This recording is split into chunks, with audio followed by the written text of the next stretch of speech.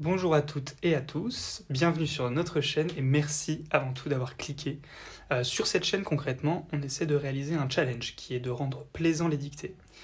Que ce ne soit plus une corvée pour vous, mais plutôt le moment détente de la semaine. Nos vidéos seront postées tous les jeudis à 18h, juste après la pause goûter pour les plus jeunes ou juste avant de manger pour les gens en EHPAD. En général, la dictée est synonyme de rigueur, de texte littéraire imbuvable, de cadrage, de silence, de cadence. Ici, nous, on prend le temps, on se laisse porter par le texte et on retrouve goût à l'écriture. Pour parvenir à atteindre cet objectif, on a besoin de vous. Donc n'hésitez pas à vous laisser tenter par le concept, vous abonner et mettre en commentaire les œuvres ou les challenges que vous aimeriez retrouver dans les prochaines vidéos. Donc aujourd'hui, on vous propose une nouvelle dictée. Le concept est très simple, on vous fait découvrir une œuvre à travers des courts extraits et votre mission c'est, en premier lieu, de réussir cette dictée haut la main bien évidemment, mais aussi de découvrir le nom de l'œuvre ou l'univers dont elle est inspirée avant la fin de la vidéo. La dictée se fera en 3 paliers, avec des indices progressifs pour deviner l'œuvre, mais n'oublie pas qu'on peut glisser des faux indices. Chaque palier contient un extrait du texte, avec un niveau de difficulté croissant. Ensuite, on corrige la dictée et on te donne un petit aperçu du livre en question. D'ailleurs, petit disclaimer, la vidéo est découpée en plusieurs parties. Comme ça, si tu souhaites réécouter les extraits une deuxième ou troisième fois, c'est possible. D'ailleurs, on fait toujours une première lecture avant de dicter. Sans plus attendre, je te laisse prendre ton plus beau crayon et la première feuille que tu vois près de toi, et on est parti pour le premier extrait. Donc je vais commencer par une première lecture, et puis ensuite je ferai une deuxième lecture qui sera plus lente pour la dictée. Donc c'est parti.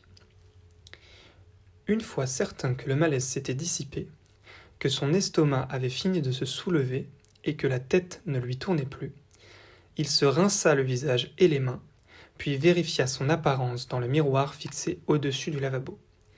Presque tout le teint avait disparu, érodé par le sel marin, ne laissant subsister qu'un petit nuage au milieu, dans lequel Teddy distinguait à peine son reflet, celui d'un homme relativement jeune, arborant la coupe en brosse réglementaire. Une fois certain que le malaise s'était dissipé, virgule, que son estomac avait fini de se soulever et que la tête ne lui tournait plus, virgule, il se rinça le visage et les mains, virgule, puis vérifia son apparence dans le miroir fixé au-dessus du lavabo. Point virgule. Presque tout le teint avait disparu, virgule, érodé par le sel marin, virgule, ne laissant subsister qu'un petit nuage au milieu, virgule, dans lequel Teddy distinguait à peine son reflet, virgule, celui d'un homme relativement jeune, arborant la coupe en brosse réglementaire. Point. Fin de la citation. Alors, suite à ce premier extrait, avez-vous une première idée ? Personnellement, j'hésite entre Alice au Pays des Merveilles et Shining de Stephen King. Donc notez votre hypothèse en commentaire avant qu'on passe au deuxième palier. Donc c'est parti pour le deuxième extrait, avec un peu plus de complexité. Il lui fit penser au café en Europe et à cette collection de disques qu'il avait vue dans le bureau d'un sous-commandant à Dachau. Celui qui s'était tiré une balle dans la bouche en écoutant de la grande musique. Il était toujours vivant lorsque Teddy et 4 GI avaient fait irruption dans la pièce. Des gargouillements montaient dans sa gorge. Il ne pouvait pas attraper son arme pour tirer un second coup de feu parce qu'elle était tombée par terre. Et il y avait cette mélodie trop douce autour d'eux qui semblait se faufiler partout comme une nuée d'araignées. Il lui fit penser au café en Europe et à cette collection de disques qu'il avait vue dans le bureau d'un sous-commandant à Dachau. Celui qui s'était tiré une balle dans la bouche en écoutant de la grande musique. Point.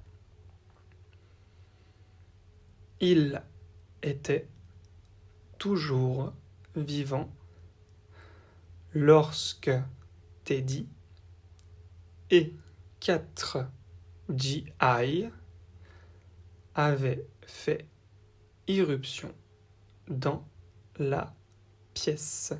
Point. Des gargouillements montaient de sa gorge. Point. Il ne pouvait pas attraper son arme pour tirer un second coup de feu, virgule, parce qu'elle était tombée par terre. Point. Et il y avait cette mélodie trop douce autour d'eux qui semblait se faufiler partout comme une nuée d'araignées. Point. Et fin de l'extrait. Ça y est, on est enfin arrivé au dernier extrait, dernier palier. Donc logiquement, pour ceux qui ont lu l'œuvre, ils devraient vite reconnaître. Pour les autres, peut-être que vous allez déjà connaître l'univers. Donc c'est parti pour le dernier extrait. Donc première lecture, c'est parti. Pour information, c'est un dialogue. Donc pour la dictée, rappelez-vous les règles du dialogue. Et on est parti. Teddy s'assit au bord du lit. « Je suis là depuis combien de temps ?» Le médecin lui adressa un sourire penaud. « Les comprimés étaient plus forts que je ne le pensais. Vous avez perdu conscience pendant 4 heures. »« Merde, » marmonna Teddy en se frottant les paupières. « Vous avez eu des cauchemars, Marshall. Des cauchemars terribles, apparemment. Je me retrouve dans un asile psychiatrique, sur une île isolée, alors que la tempête fait rage, je vous signale. Touché. Quand je suis arrivé ici, il m'a fallu au moins 1 mois avant de pouvoir profiter d'une bonne nuit de sommeil. Qui est Dolores ? Pardon ? Vous n'arrêtiez pas de répéter son nom. » Teddy s'assit au bord du lit. Point à la ligne. Tiret.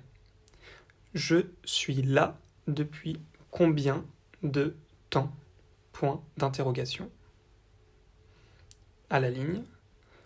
Le médecin lui adressa un sourire penaud. Point. À la ligne. Tiret. Les comprimés étaient plus forts que je ne le pensais. Point. Vous avez perdu conscience pendant 4 heures. Point. À la ligne, tiré. Merde, virgule, marmonna Teddy, en se frottant les paupières. Point. À la ligne, tiré. Vous avez eu des cauchemars, virgule, Marshall, point. Des cauchemars terribles, virgule, apparemment, point. À la ligne, tiré. Je me retrouve dans un asile psychiatrique sur une île isolée alors que la tempête fait rage, virgule, je vous signale, point. À la ligne, tiré, touché, point. Quand je suis arrivé ici, virgule, il m'a fallu au moins 1 mois avant de pouvoir profiter d'une bonne nuit de sommeil. Point. Qui est Dolores? Point d'interrogation. À la ligne, tiré, pardon, point d'interrogation. À la ligne, tiré, vous n'arrêtiez pas de répéter son nom, point, et fin d'extrait. Voilà, la dictée est finie, j'espère qu'elle vous a plu. Avant de révéler le nom du livre et son auteur, on va corriger ensemble les 3 extraits. Donc le premier, le voici, il s'affiche à l'écran, donc vous pouvez constater un petit peu les potentielles erreurs. Donc les erreurs potentielles s'affichent en gras ou surlignées ou en couleur. On va vraiment détailler chacune de ces erreurs. C'est parti. Donc tout d'abord, la première règle marquante à penser, c'est la concordance des temps. Donc le plus que parfait, passé simple et imparfait. Donc comme vous pouvez le voir, on a surligné en bleu le plus que parfait. Donc avec s'était dissipé, avait fini et avait disparu. On a aussi surligné en bleu plus clair le passé simple, donc avec se rinça et vérifia. Et ensuite, on a surligné en rose l'imparfait, avec tourner et distinguer. Donc il faut bien faire attention avec les 3 différents temps. Le plus que parfait, donc en bleu plus foncé, il s'utilise pour parler d'action achevée, dans un moment passé. Le passé simple en bleu plus clair, ce sont des actions principales qui font avancer le récit. Et pour l'imparfait, ce sont des actions en cours ou des descriptions en cours. Donc cet extrait, on l'a trouvé très intéressant pour ces différents temps et pour cette concordance à avoir. Donc il faut bien faire la distinction entre ces 3 temps. Ça permet de construire un récit fluide et riche en nuances temporelles. Donc il faut bien maîtriser ces différents temps. Ensuite, la deuxième règle de cet extrait, c'est l'accord du participe passé, avec l'auxiliaire avoir, avec l'exemple de avait disparu. Et donc pour avait disparu, le verbe est invariable parce que le COD est après le verbe. Mais attention quand même à des cas comme les mains qu'il s'était lavé, parce qu'ici, il y a un accord, parce que le COD les mains est placé avant l'auxiliaire être. Donc on est parti pour le deuxième extrait. Alors pour le deuxième extrait, on est à peu près sur le même principe. Ce sont 2 extraits qui se ressemblent assez, avec une concordance des temps qu'il faut bien maîtriser entre imparfait, plus que parfait, passé simple, passé composé. Et notamment avec la phrase « Il lui fit penser au café en Europe et à cette collection de disques qu'il avait vue dans le bureau d'un sous-commandant à Dachau. » Alors sur cette phrase, il faut bien penser à l'accord du participe passé, donc par rapport au verbe voir. Donc dans l'exemple, ici, vu s'accorde avec le COD, la collection, qui est placée avant le verbe. De même pour la phrase suivante avec qui s'était tiré une balle. Donc là, on a une construction du plus que parfait avec un pronom réfléchi. Et donc l'accord ici, il ne porte pas sur balle, mais bien sur le sujet qui. Donc tirer reste au masculin singulier. On arrive donc au dernier extrait. Donc là, le dernier extrait est moins complexe en termes de structure grammaticale, mais par contre, on a voulu l'utiliser pour te montrer comment construire un dialogue. Donc ici, un dialogue direct. On se rappelle bien les règles du discours direct, qui sont des tirets, retour à la ligne et les majuscules après les incides. Aussi, c'est important de comprendre la valeur des temps dans le dialogue. Par exemple, on peut repérer plusieurs temps avec du présent, passé composé, imparfait, passé simple, etc. Et il y a une variation des temps selon l'intention, que ce soit un constat, un souvenir ou une action terminée. Pour le « vous avez eu des cauchemars » dans le texte, par exemple, eh bien, on va utiliser le passé composé pour parler d'un constat. On constate que vous avez eu des cauchemars. Enfin, dernier point, c'est important de montrer la différence entre l'interrogation directe et l'interrogation indirecte. Là, par exemple, sur le texte, vous avez eu affaire à une interrogation directe, avec l'exemple de « qui est Dolores ?» L'interrogation indirecte, ce serait « je veux savoir qui est Dolores ?» Et pour l'interrogation directe, on met un point d'interrogation, tandis que pour l'interrogation indirecte, on ne met pas de point d'interrogation. Voilà pour la correction, c'est terminé. N'hésitez pas à nous mettre en commentaire la pire faute que vous avez faite, parce qu'on va faire un classement des pires erreurs jamais réalisées dans quelques mois. Et n'hésitez pas également à consulter en description le PDF de la correction pour avoir plus d'informations et une fiche synthétique. Nous arrivons au moment tant attendu, il est temps de révéler l'œuvre. Alors, on a parlé de Teddy, donc le personnage principal, on a parlé d'une sorte d'île, d'un hôpital psychiatrique, de folie, rappelez-vous la phrase, l'indice que nous avons donné, un détective fou. Eh bien, les extraits que nous avons lus proviennent du livre de Dennis Lehane, intitulé Shutter Island. Si vous avez trouvé, bravo, sinon pas de panique, on vous explique tout. On est en 1954, et Teddy Daniels, un marshal américain, débarque sur une île pour enquêter sur la disparition d'une patiente dans un hôpital psychiatrique pour criminels. Teddy, habitué des missions à haut risque, aborde l'enquête avec banalité. Mais très vite, les choses prennent une tournure sombre, presque cauchemardesque. Shutter Island est un thriller psychologique avec des twists qui vont te retourner le cerveau. Entre l'isolement de l'île et l'ambiance de paranoïa et de tension permanente, Dennis Lehane te fait sentir qu'à chaque page, tu pourrais perdre pied. Mais alors, vous pourriez me dire qu'on les connaît les thrillers, que c'est toujours la même chose. Alors pourquoi Shutter Island ? Pourquoi ça fait autant parler ? Eh bien, ce roman, c'est une plongée dans l'âme humaine, dans la folie et surtout dans les mensonges qu'on se raconte pour survivre. C'est un peu la signature de Dennis Lehane, mélanger suspense, psychologie et un petit twist bien méchant à la fin. Le mec a créé un univers où tu ne sais plus trop à qui faire confiance, même pas à toi-même. Ce livre a influencé pas mal de thrillers modernes et a carrément boosté la carrière de Lehane, qui s'est déjà fait un nom avec des romans comme Mystic River. Si tu veux de l'intensité, de l'intrigue, qui te fait tourner la tête, Shutter Island, c'est le genre de livre qui te marquera longtemps après la dernière page. Et évidemment, on ne peut pas parler de Shutter Island sans évoquer l'adaptation du génie Scorsese en 2010.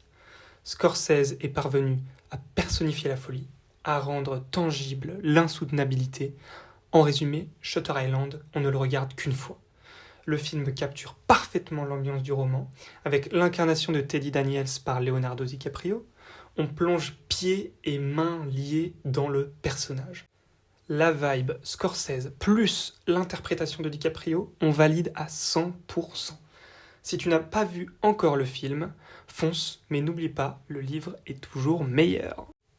Si tu kiffes déjà Shutter, je te laisse quelques suggestions pour explorer encore plus l'univers sombre et psychologique. Déjà, premièrement, Mystic River du même auteur, un classique du genre, mais avec une vibe différente, mais toujours aussi intense. Je te propose aussi Le Silence des agneaux de Thomas Harris, un grand classique, avec une adaptation cinéma qui sublime le livre, avec une Jodie Foster à son prime. Si tu veux te plonger dans l'esprit des criminels vraiment dérangés, avec un certain Hannibal Lecter qui va te hanter bien après ta lecture, je te conseille de foncer. Ensuite, dernière recommandation, si tu recherches encore plus de plot twist et que tu es plus film, je te conseille The Game, mais aussi Seven, ou encore Zodiac de David Fincher. En fait, je te conseille vraiment toute la filmographie de David Fincher. À regarder sans modération, vraiment, tu vas ressortir changé de ces expériences. Voilà, la vidéo touche à sa fin. Un grand merci pour ceux qui regardent jusqu'au bout. N'oubliez pas que vous trouverez en description le lien vers le livre dont nous avons tiré les extraits et une fiche synthèse des points de grammaire et erreurs classiques de cette dictée. Si vous avez aimé cette dictée jeu de piste, pensez à liker et à vous abonner pour ne pas rater la prochaine. N'hésitez pas à mettre en commentaire quelle œuvre vous aimeriez voir dans une prochaine dictée mystère. Sur ce, portez-vous bien et à la semaine prochaine.